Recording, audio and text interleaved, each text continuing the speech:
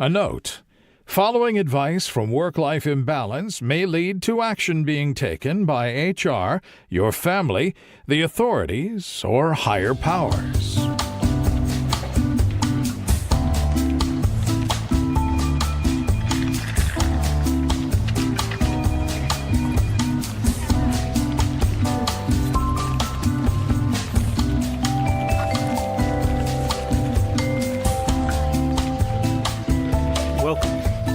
Work-Life Imbalance, an advice show focusing on workplace and lifestyle issues. Any resemblance to actual advice, living or dead, or actual wisdom is purely coincidental. I'm your mournful manager, Frank Eastman. Today is a sad day. I have to put out a call for a new co-host because Derrick has died of tuberculosis. I know you'll all join with me in more... Wait, he's motioning to me. He's trying to use hand signals. I think he's saying he's not dead yet. Right you are, good buddy. Today is a sad day.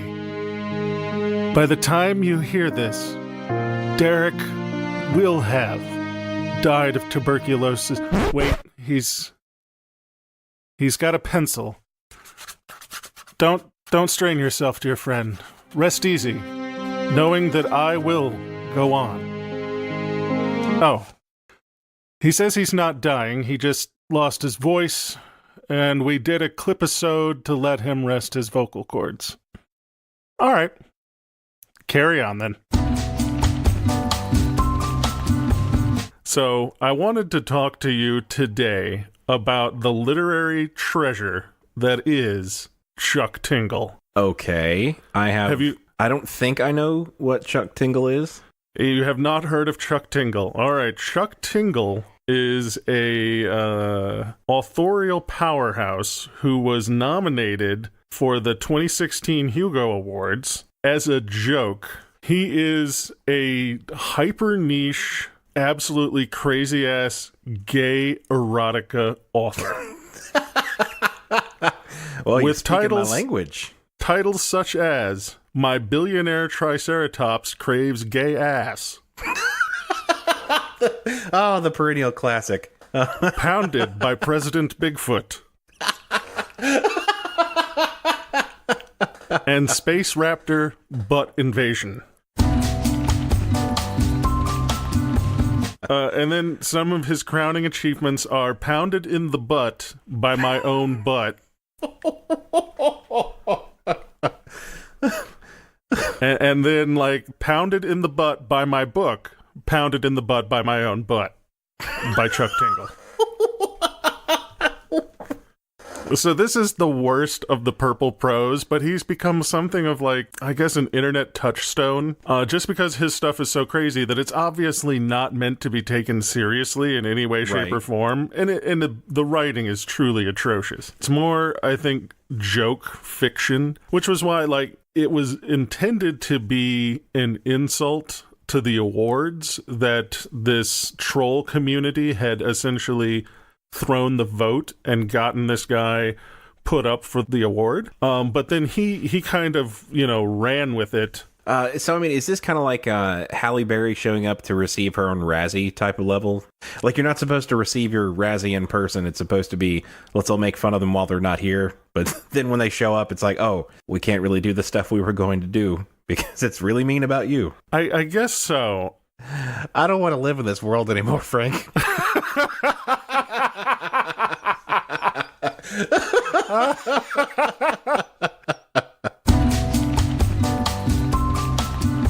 There's not a lot of room in my head, and I don't want to fill it with Chuck Tingle literature. That's not my go-to, I think. And I swear to Christ, Frank, if I see any of this shit pop up in my inbox, like where you have emailed me a gift of these books, I will return them. I will print them out and 95 fucking theses, nail them to your door in protest. All right. I do not want that on my fucking Kindle, Frank.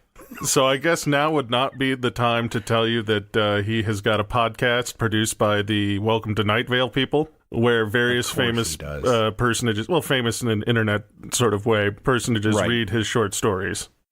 All right, what's it called? What's it called, you might ask? What's it called? Pounded in the Butt by My Own Podcast by Chuck Tingle.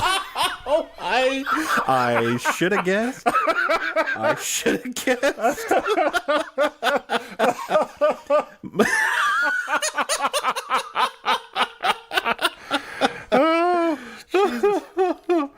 Oh, you are the reason I am now typing Pounded in the Butt into Pocket Casts.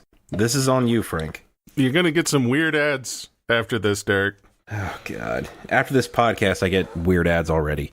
My phone doesn't even want to type that. I've had to autocorrect this 4 times. No, Derek, don't do it. We got it. This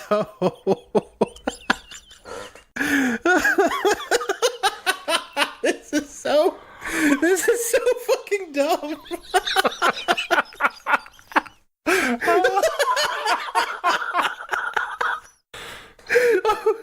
Oh my God. Can we please go to the deep dive? And it's not about butt stuff, please. Well, it is about making friends at work, so.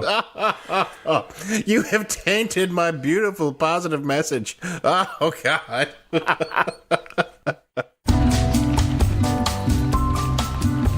The good part of working in an office with a lot of people is that the chances for making friends are fairly high. It's never happened, Derek. I was getting there.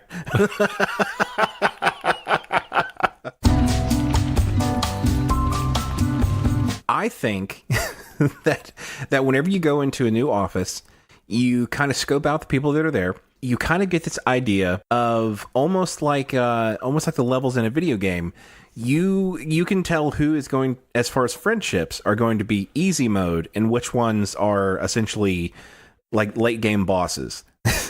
And so, you start with like the cheery people. They're easy mode. They're the ones that you go to get a little bit of XP, and then you work your way up. And I consider my friendship with you to be, kind of a culmination of a lot of other XP grinding efforts. And then finally, I was able to defeat the final boss and become the friend of the monstrous Frank Eastman. So, I'd like to think that I'm the Hammer Brothers from Mario. I mean, you do have that fancy little helmet, so that's true. That's nice. That's mostly to protect myself. Protect that soft spot that never grew over. Yeah, exactly. Well, it's just like all video game bosses have one weakness, and yours is the soft cranial opening on the top of your head. I'm sorry that we just put that out on the podcast. So I was going to say, Derek, no. Now everyone will know where my giant glowing red spot is. I'm the fucking Prima strategy guide on how to beat Frank Eastman. That's it. Contra will never be the same again. And for me, there's a fairly significant difference between work Frank and not work Frank. Namely the festive colored shirts that come on. The times that I've been to your home, I mean, it has been just rampant with color and pizzazz and jazz hands. It's really tasteful, but it is very, very vibrant. I mean, Hawaiian shirts, I'm one of the few people, I think, if I can be so bold as to say it myself, that can pull off neon orange in an eyeliner. My only complaint is that most people who wear those types of things are the people that say, I think I'm one of the few that can pull it off. And I'm just going to go out here and say it, Frank.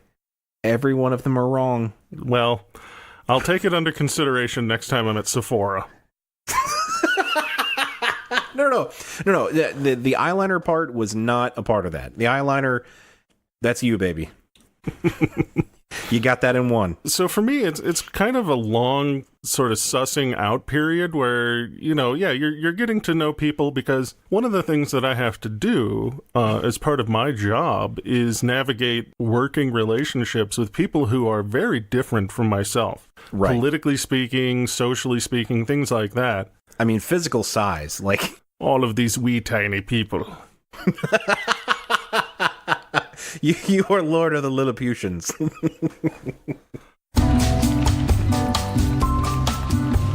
So it was like, yeah, eventually you and I ended up, we started hanging out outside of the workplace on a fairly regular basis. And I never brought that up with anybody else. I will say, Frank, I don't want to derail. I just wanted to put a little pin in this one. I do feel like whenever I was invited to hang out with you and your friends, it felt a little bit like I was walking past an alley and somebody invited me to a speakeasy. Like, like it really felt like I was getting some sort of clandestine invitation. I was like, oh, what? And it's completely true, because I mean, it's one of those things. Like, I do tend to overthink things anyway, but then I do tend to suss people out, as I said, for a really long time. I mean, it was like a year after I started working there. I took a long time to marinate before you thought I was cool.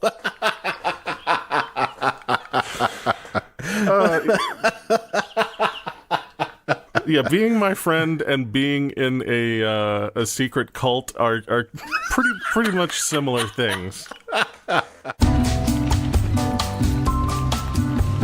I did kind of have to have a little bit of a heart-to-heart with him, which is, it was super difficult for me to deliver bad news to people, or deliver bad news. Sorry, man, I can't come hang out with you. I know it's the worst news I've ever heard. Listen, I've got super malaria, and it's incredibly contagious. But I mean, I did have to basically be like, hey, man, you're cool, but I like what we got going on here. I kind of friend zoned him a little bit with the work situation. You work zoned him? I work zoned him. I put little orange cones around him. Little stripy caution tape. I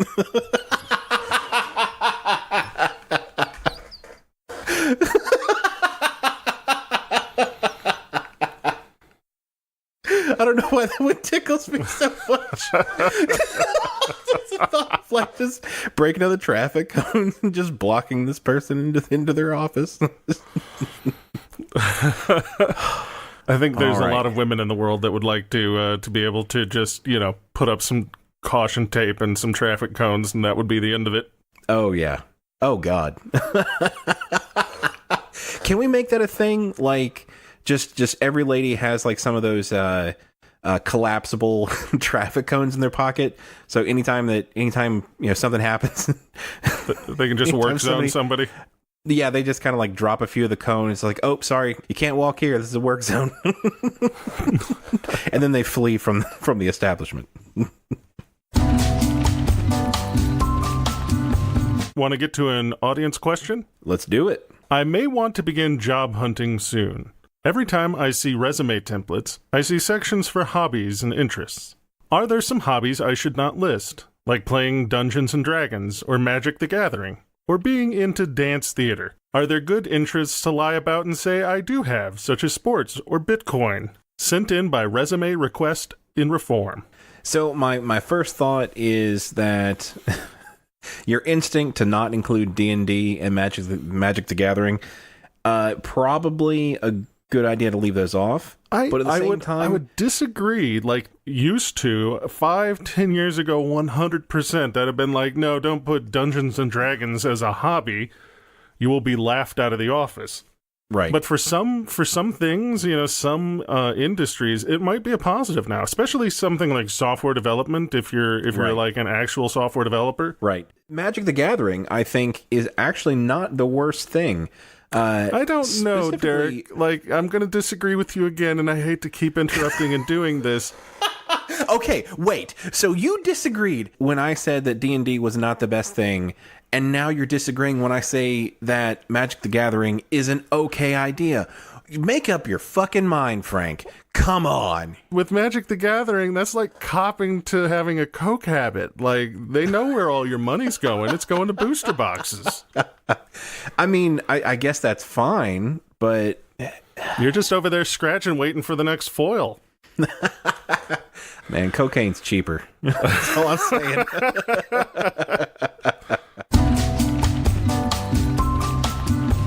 Yeah, you get a lot of weird stares if you're into taxidermy. Not because it's not an amazing art form. Like Jessica and I were actually watching Paddington last night. Look, Frank, wait, just 2 seconds. 2 seconds. Paddington has almost a perfect rating on Rotten Tomatoes. We're talking like, at the time that I looked it up last night, like a fucking 97%. That is like top 10 movies on Rotten Tomatoes. And we were like, what is this about? Like, there's no way it can be this good. And it's a good movie. Like, it is a well done movie. But the villain is a taxidermist. They're all trying to like make her out to be real creepy, but we're just looking at us like, man, that is some really fucking good taxidermy. Like, she's very good at her craft, but right. her craft is evil. I mean, I kind of wanted her to catch Paddington so she can make a really good taxidermy out of him. I mean, is that wrong? Like, isn't Paddington like a stuffed bear already? Isn't that the whole thing? That's the same thought that I had, and I did not go back and look it up. But no, in the current iteration of it, he's a real bear that learned to talk by some sort of explorer to Peru. Okay, so is he a full-sized bear? No, the rest of the bears are, but he is a very small bear. Oh, so the trade-off for being able to talk was being a pygmy? No, he's like 5, Frank. Come on. Oh, he's like a young bear. He's not. Yeah, like he's not like some middle-aged bear. It's like, some guy, can I stay in your house? Come on. I think I saw that movie. It was from the guy that did Family Guy, right?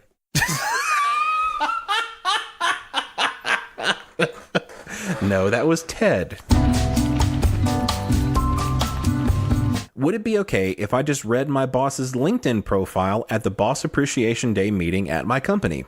Okay, the thing is, I got nominated by my coworkers to give a speech of appreciation for my boss by my coworkers, as none of them wanted to. Let me take another stab at that.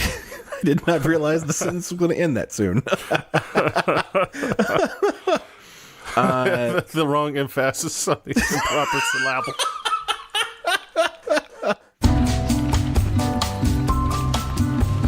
You do it in the format of a roast. Okay.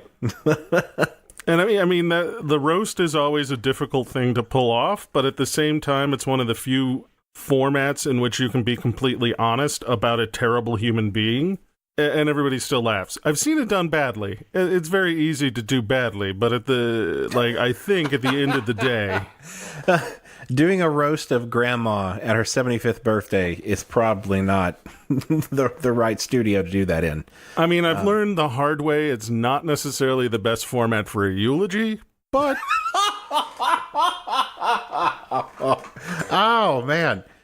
That's way worse than what I said. I mean, nobody's been pounded the butt by Derrick Lewis, so... we are forging new territory.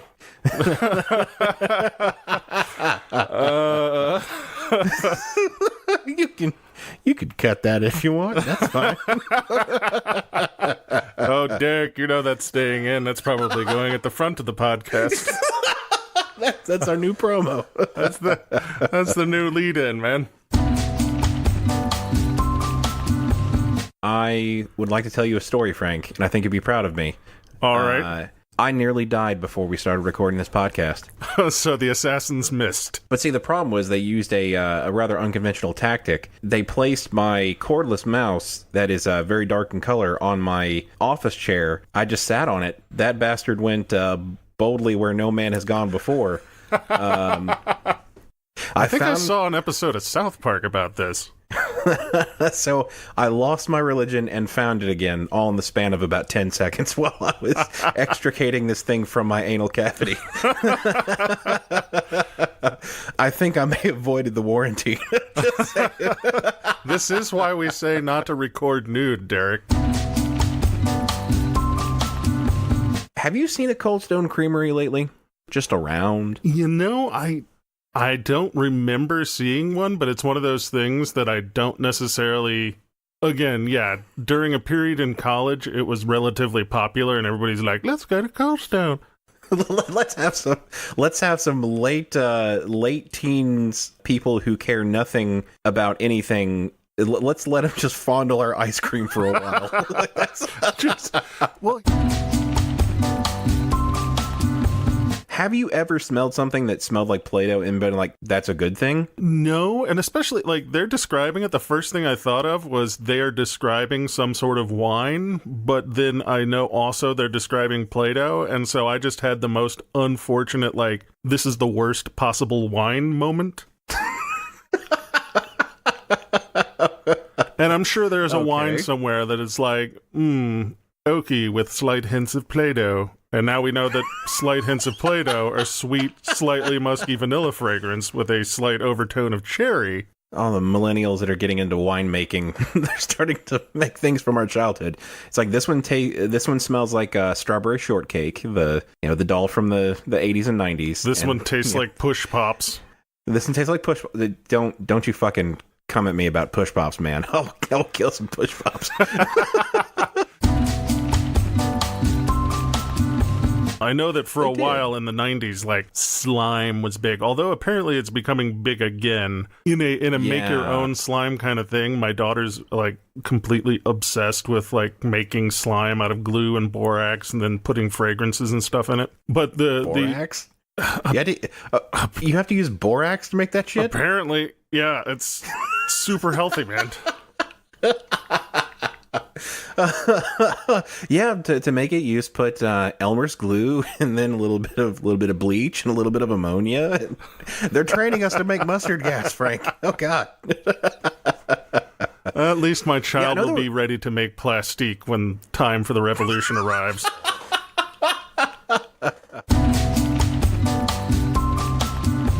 Thank you, viewers. Or listeners, rather.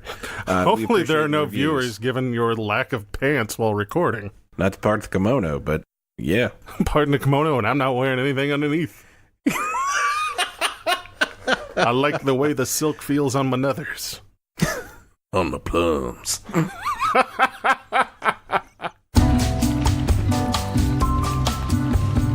My office is just out to kill me for some reason this episode, because I sat on my my mouse before we started, and then I had set up the beanbag behind me to kind of be like a little bit of a sound block, and son of a bitch just decided to like roll over on me, and this is like 150-pound beanbag. This is not like some packing peanuts falling over on me. Like, I felt like somebody tackled my chair. Like, it was.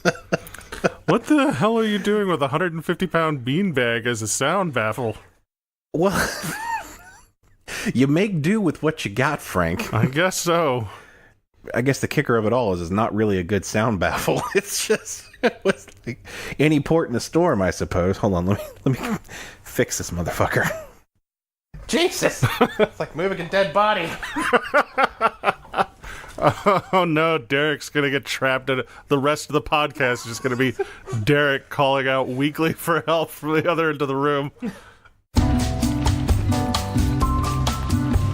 Sometimes you'll run into people who've only ever read a word and have never had to speak the word.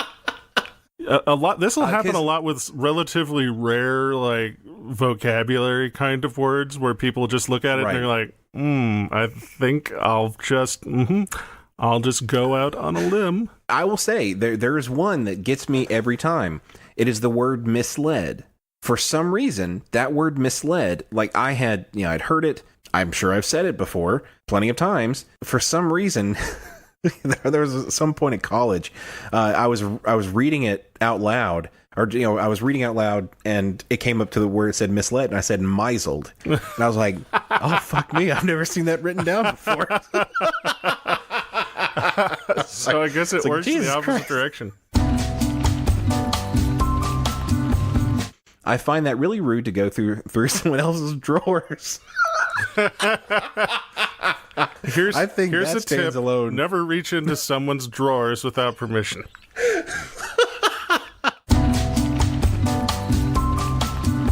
I had a coworker who did the candy bowl thing. It was like, that was that was their thing, though. Like, that was their thing. They wanted to have the candy bowl. They got everybody's they knew what people they worked with's favorite candy was, and they'd spike the bowl with the good stuff. I'm looking at you, Reese's Cups. Though I think a couple people in the office, I was probably included in that. Reese's were kind of a dangerous thing to put in the candy bowl because I think several of us had this kind of sixth sense to know when she was about to dump some Reese's in the candy bowl, and so we'd hear like the telltale thumps of Reese's hitting the telltale crinkle, and all of us would kind of like pop up from our desks, be like, the Reese's are here. Just like you see like stacks of paper just explode as we all sprint off towards the candy bowl. I mean, we could have just like bought our own. Oh yeah, that would defeat. Fuck that, that's free. Like, I guess as a species, we enjoy the thrill of the hunt, I guess, and.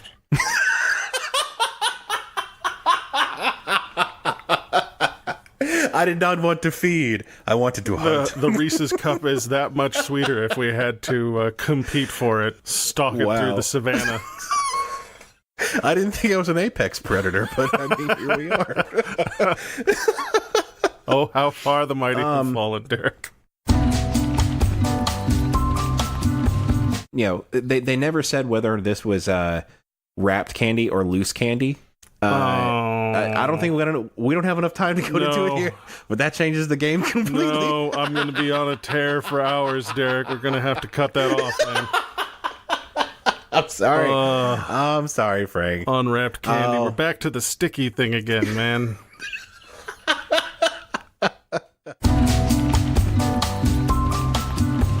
But first, the daily stand-up. Time for the daily stand-up.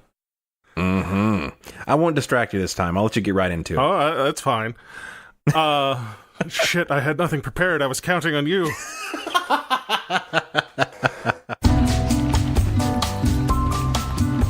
The local place that we have near us that does Ethiopian food, they're all about it. And it's great. Like, they're so proud of the food, and they will talk to you for a long time about the food, and I love that. I love people that get excited about their food. But the problem is, some of the tables that they have set up, like, you can either eat in the restaurant or you can eat in the tables outside, and there's windows from those tables into like the cooking area. Like, you'll be sitting out there scooping up your food with the bread, and then you run out. And then you start kind of looking around for a fork. You go retrieve a fork from somewhere else, come back, start eating, and you look up, and the owner of the restaurant is locking eyes with you. And you realize you have been caught. You have been caught defiling their food. We see you, Derrick. We see you using a fork. I have not gone for Ethiopian with anybody that I would not already eat off of their plate. Right. It truly is an exercise in trust, because in order for me to enjoy the meal, I have to trust that all of my companions have washed their fucking hands in the recent past. This is a completely true statement. Plus, you're in a public space, so regardless of like the amount of time since previous hand wash, you have been existing in sort of a public space, and invariably your hands have touched other things. It's not like you've been walking around with one hand inside of a latex glove since the last time you washed your hands. You haven't. Even if it was right before you... But it's not a sanitary thing. It's a kink. So...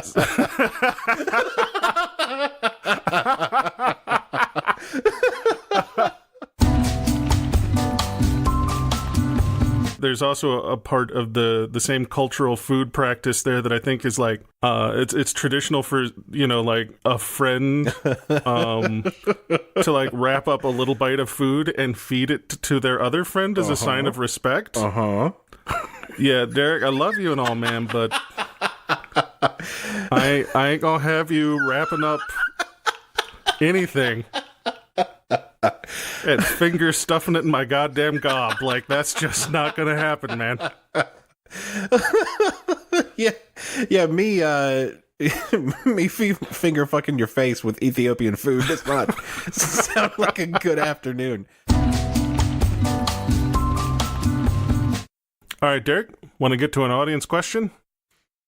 I had a mouthful of water. Yeah, let's do it.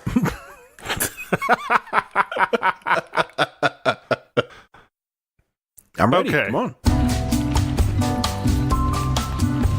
Offices have mandatory training anyway on various office skills. I think an improv class would probably do well for everybody. I can see that. Yeah. And then just like every meeting, you start off, part of the agenda includes an improv game for people to play during the course of the meeting. Okay, no, I'm out. I am so fucking out. Oh, God. At first, I thought we were going somewhere where it's like everybody is just naturally funny and we let it be organic. But no, you're talking about fucking improv team building exercises. No. You don't want to do scenes from a hat over a conference call, Derek? Oh, you're killing me. I'm dying inside. I'm getting secondhand embarrassment from something that hasn't happened yet. Jesus Christ.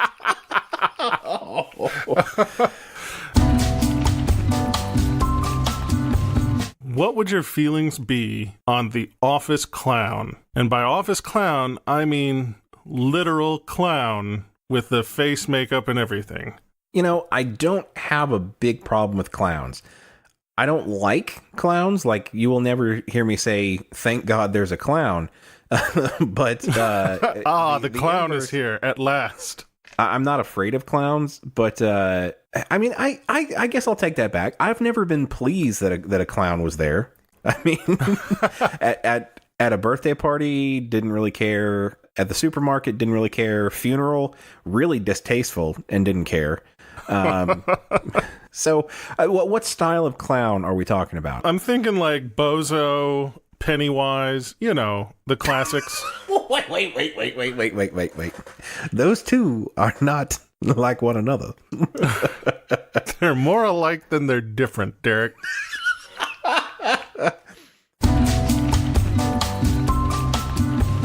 Whenever you're asked to do something, like, write it down, but then take that to like the restroom and like Google it on your phone. It's like, how do I do this report? It's like every time we ask Mary to do something, she writes it down and then excuses herself rapidly to the bathroom. And like she's so nervous that she's like sweating. So when she comes back, like she's just like drenched. Like, ooh. So you just come back out and, you know, you're drenched in sweat and then you just go, bad clams. Fuck you, Frank. That's not funny. Don't make a joke about my stuff. Oh, shit, Derek. Honestly, I forgot that happened to you. Did you really? I did. Frank. I honestly did. Oh, God damn it. Sorry about that. I literally have had dreams before where I've been offered clams, and like it's kind of like those old like 90s commercials where they show like somebody creepy handing you some drugs. Like it's somebody creepily handing me some fried clams. I'm like, no. Just say no. This is your gastrointestinal tract on drugs. I don't think I've actually had clams at all since I had the food poisoning. I mean, that'll put you off your feed, Derek. That'll put you off your feed for a good long time. Nothing like a bout of mild dysentery to put you off your food. Ain't them the breaks. No, more so, like the skids. Anyway. No. Oh. Your double entendre game too strong, Frank.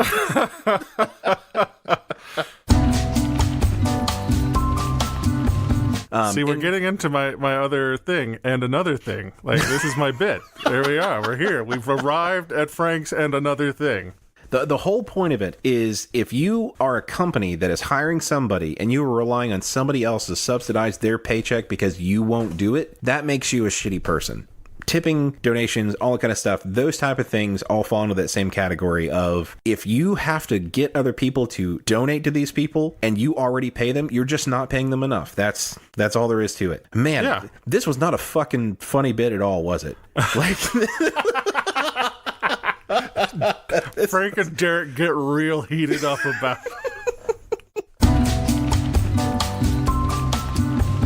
How can you weasel out of it?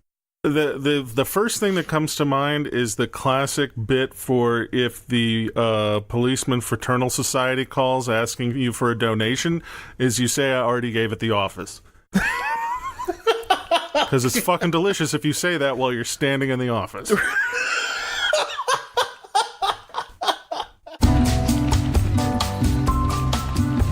I said this was going to be a funny bit. I said we were going to finish funny. I'm still mad. Like, I'm just thinking, like, those motherfuckers. The funniest bit is Derrick jumping up on his desk and just screaming, Viva la Revolution. I'm mad as hell, and I'm not going to take it anymore. Seize the means of production. Power to the people.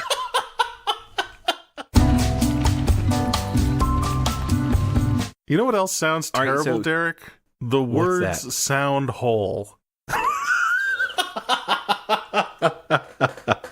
And if you think about it, like, that applies to a lot of different things. I mean, that applies to both of us in this fucking podcast, I think.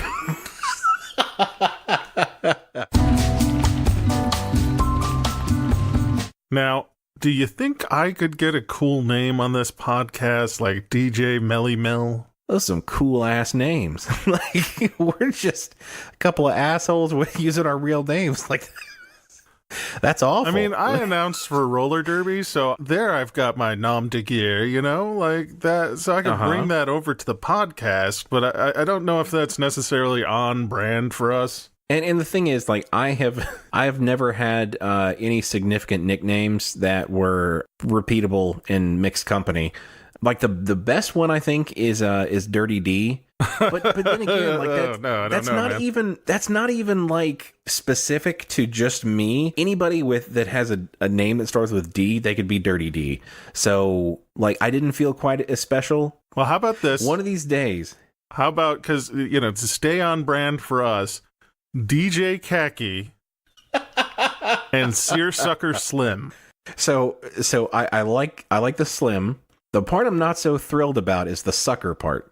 That has connotations that I'm not sure that I'm willing to tie my boat to. But Derrick, it's a type of fabric that is especially popular for making suits here in the horrid, humid, hot for 7 to 8 months out of the year South. Is that true? Yeah, seersucker. It's kind of similar to the fabric that you'd make pajamas out of. Oh, well. That's more informative than I thought that answer would be. This is just where, like, I cue up that rainbow with the fucking star, like, the more you know. Frank's useless fucking trivia corner, brought to you by. If there's anything that I am a pleasantly smelling guy. That is something that is the top of my list. I may look a fucking mess, but I'm gonna smell like I just came out of fucking Abercrombie and Fitch. Like, I can't get the looks, but I can afford the smell. Derrick, we have to have an intervention now. Axe body spray on a man your age. This is not a good look, baby. People kind of get nose blind to the smells that are on themselves. Like, because typically, most of the time, people themselves aren't all that stinky. You know, if they're an adult, they probably have a decent self-cleaning ritual. That's a really weird way to describe that. God bless. I sat down and sort of licked myself clean. I mean, your body is clean, but your breath smells terrible. Like one of the great cats at the Serengeti.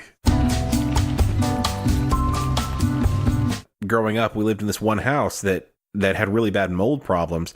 So we didn't notice the smell of mold. But one day when I was in elementary school, some kid was like, "You smell like mold." I'm like, "Well, fuck you." but then I started to kind of think about off, kid. Probably at that point, my response was probably something like, "You smell like the dicks you sucked," or something. I don't know. I was a very clever child. Turnabout, master thereof. Yes.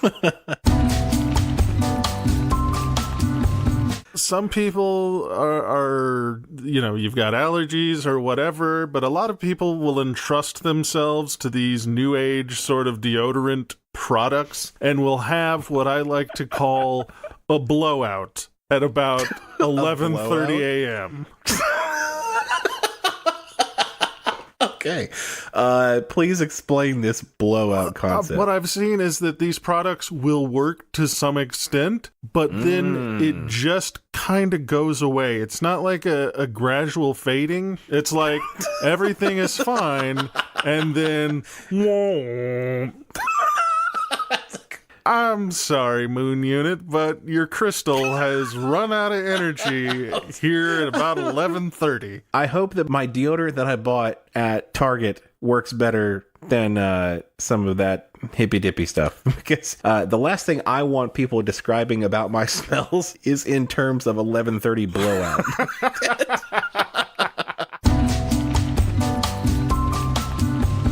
The only other thing I can think of that might help is if you strike up a conversation about how you don't like to eat certain food because it can be misinterpreted as the scent of BO, and then just kind of leave that conversation hanging as you walk away. That's the only thing I can think of. And then when you get to the other side of the building, you can just turn and yell and be like, "Janet, from here I can no longer smell your stank."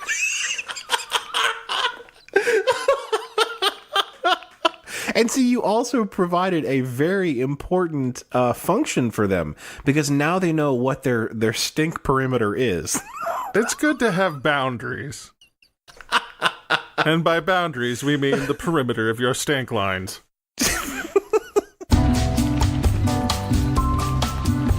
I manage a group of 35 to 40 people, and while there isn't any gross behavior or misconduct going on, I've noticed a lot of little things that are becoming more habitual. Fart humor, light practical jokes.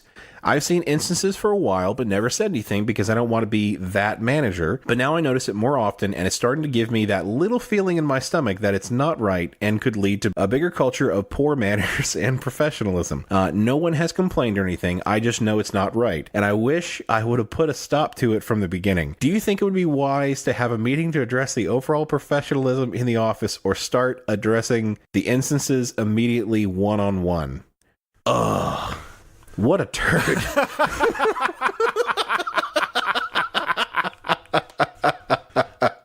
Oh, God. I had something, Derek. It was all queued up, but it was completely blown out of active memory by the statement, "Ugh, what a turd."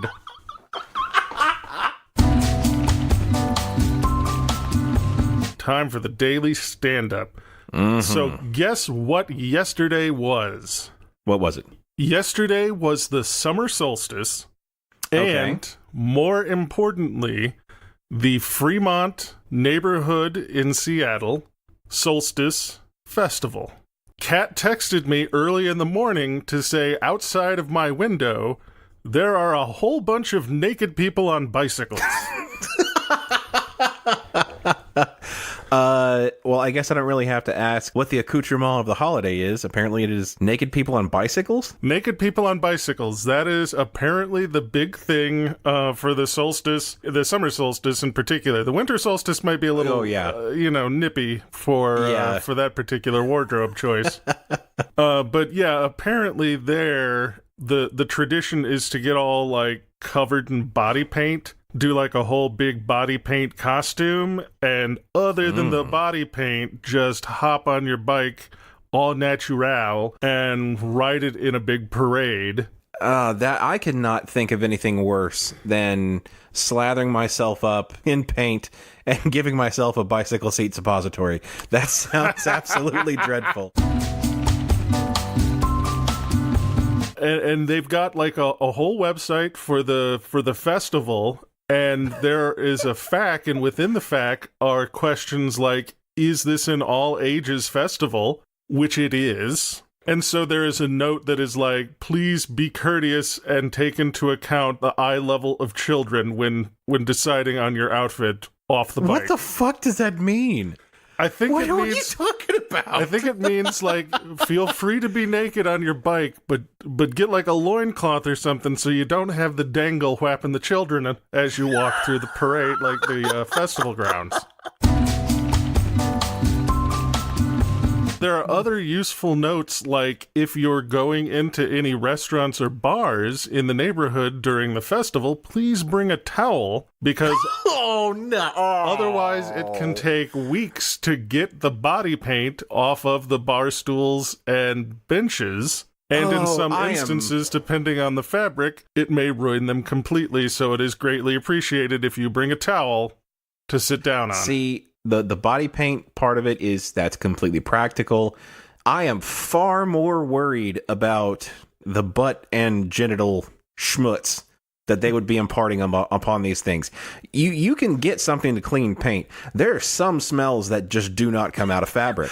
And that is right up there on the list. If I had an establishment around there and I saw some naked people walking in, I would not appeal to their sense of, hey, don't get paint on my stuff. I would appeal to their sense of, please don't put your stank ass on my bar stools. Your funky please. Summer bike butt.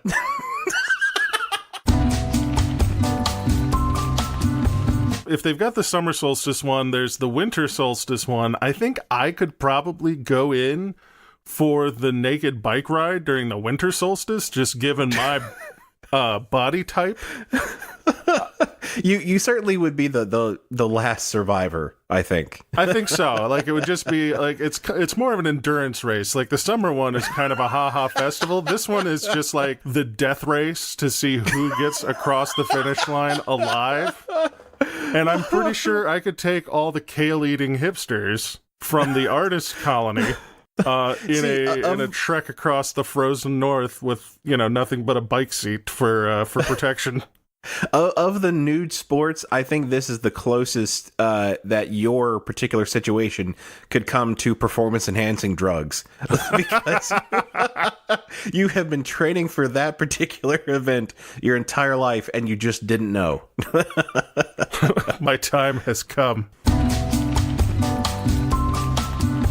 See, for me, I guess I'm one of those people that just always remains perpetually paranoid. When you said Netflix and Twitch, I was like, who the fuck has the cojones to sit there and watch Twitch or, stream the latest Santa Clarita Diet on Netflix in the middle of the workday? Like, that's just fucking baffling to me. So I don't necessarily have the same problems in that respect. Like, I think for me, it's more just like I'll wander off a little bit in the slowest moments. Like, I just won't be there anymore, and I will go do something else. It sounded very ominous there for a second. Like, do you just disapparate when you're bored? Like, you gotta hold my attention, Derrick, or I just kind of puff into smoke. Yeah, but if we can keep this next section to a tight 30, that'd be great, because I've got some Italian beef waiting on me. And that's not a euphemism. That's actually... It's like, all right, you be into what you into.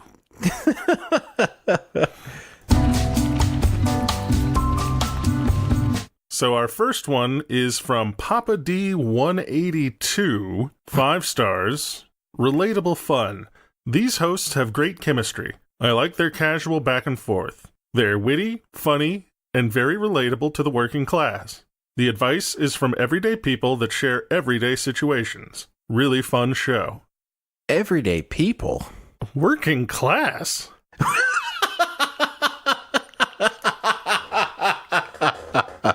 Who the fuck do they think we are? I'll have you know that I am lower middle class at best. That was maybe a little too truthful, but nice. I'm always willing to take the truth, Derrick. Like, we're just average Joes. We're the kind of people that you could crack a beer with. Although currently I'm on a low-carb diet, so I can't actually drink beer. But... had to be like a Michelob Ultra. Derrick, I respect myself too much to drink a fucking Michelob Ultra. I would rather sit there, crack open a decent beer, and everyone else drinks their beer while I slowly pour it out sip by sip on the ground. Or worse, Michelob Ultra with lime. Oh, that's a thing? That's a thing. Like, oh, I don't know. At this point, let's just fucking stop trying. Like, if I'm... if I both can't stomach beer and also I can't handle, the calories and carbs involved in a beer, I'll have a fucking water. Jesus. It's already like having sex in a canoe anyway. What? Weak beer. It's like having sex in a canoe. It's fucking close to water. That is the first time I have ever heard that phrase. Just read the next one, Frank. Come on. All right. The next one. Derrick, I'm listening to this, and I have a question. Who the fuck's childhood manages to span The Little Rascals, Willow, and Happy Gilmore? Because isn't The Little Rascals from, like, the 1950s or 60s?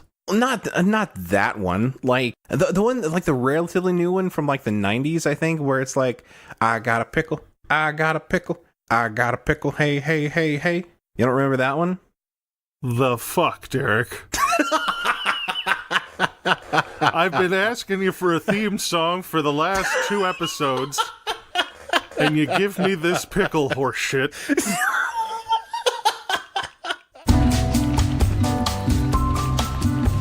In some cases, like, it will be, am I baked enough to pass this interview? I think the corollary to that is also, if you have to ask someone, do I look stoned heading into the interview? The answer is yes, and you are too stoned for the interview. Like, and there's the running gag of like 2 guys that are smoking weed, and one looks at the other and is like, "Hey man, do I smell like weed?" And he's like, "Nah man, you're good." Like, that's the kind of shit that I would be worried about. Because, it's just like with like cigarettes or, anything else where essentially there's such like a malodorous note to it. Other people will be able to smell it on you, even if you can't. So maybe go with one of the more high-tech options. Don't go for the like hot boxing in your Miata. Like, that's not going to work out well for you. That is late 70s, early 80s. I think today it is high-quality edibles for your work interview buzz needs. Oh, God. Holy shit. That is the worst fucking idea. Of all the ideas you have had, Frank, that is the worst. And let me tell you why. Okay, so you smoke a joint. You get high right then. With edibles, there is a lot more to factor in on when you will get high. If you have not eaten anything, you take those edibles, you're going to get it pretty quick. If you have eaten that day and you're thinking, let me pop these edibles 10 minutes before I go into this interview, you're going to be stone cold sober for about 30 minutes. And then it's going to look like you had a fucking stroke. Like, it's going to be, you will be mid fucking sentence. Well, when we're talking about synergy, I think, yeah, man, synergy's great. So here's the thing. Like, I'm unfortunately showing my hand in the I'm not a hip cat that smokes those marijuana cigarettes. But if that's the case, here I think is the solution. If you can show your math and show up to the interview precisely fucked up enough to be completely functional, that in and of itself is probably successful interview material. I can't think of a really great field that you could be going into that it would look good for you to be going in high or talking about your recent marijuana consumption, even in a legal state. Like, you wouldn't have somebody saying, it's like, yeah, I just got out of the car and shotgun 3 natty lights. Let's go, motherfuckers. Everybody has their pre-interview ritual. If yours involves under the advice of a medical professional or a good weed Sherpa, how bad, I suppose. My doctor gave me this prescription. Also, Skinny Dave down at the shop told me that this is going to be the kindest bud. This is the best shit for getting completely blasted before a big interview. Takes the edge off, but leaves my mind sharp. Want to go for an issue from the internet? Yeah, before we do, I will say you could probably, of all the podcasts that could have been asked this question, I feel we are the least prepared to have answered that question, to be honest. So, Derrick, I want to let you know that in the time that it took you to read that question, the contents of the question, I died of fury, descended into hell, fought the devil because I had things I had to do back on Earth, and clawed my way from the pit back to my seat. Yeah. All these cowboy coding lone wolf dildos who think they're not doing in this exact moment what they want to be doing, and thus everyone else is wasting their time. Like, yeah, that's kind of the bane of my existence. So yeah, thanks, Derrick, for reading this question and raising my blood pressure. Let me check my Fitbit and see what my fucking heart rate has spiked to while we're sitting here listening to this. It just says call the hospital. It's like, just stop. Weird. No, like, yeah, and part of me, I get it. Nobody likes to sit in meetings except for me because I'm filled with evil and I want to watch other people suffer.